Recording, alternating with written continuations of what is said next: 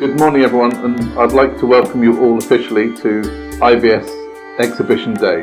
This is a very important day in the PYP journey for all our students, as it's the final step of the PYP program before they graduate into the middle years program, the MYP. And today our students will be showing and demonstrating all the skills and reflections and in-depth research skills they've learned over the many years since they were 3 years old till now the end of grade 5. It's fundamental, it's really important, and it's a great opportunity for them to share so much information, so many skills with everybody. Welcome to our PYPX!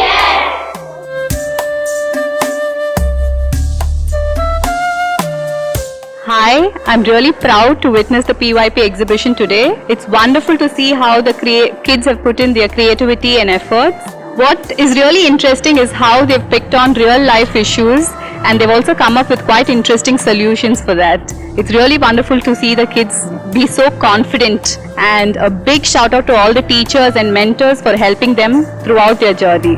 Thank you.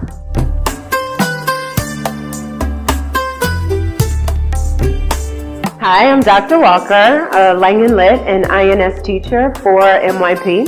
Student-led conferences are an amazing opportunity for students to highlight and be reflective on the year that they've had.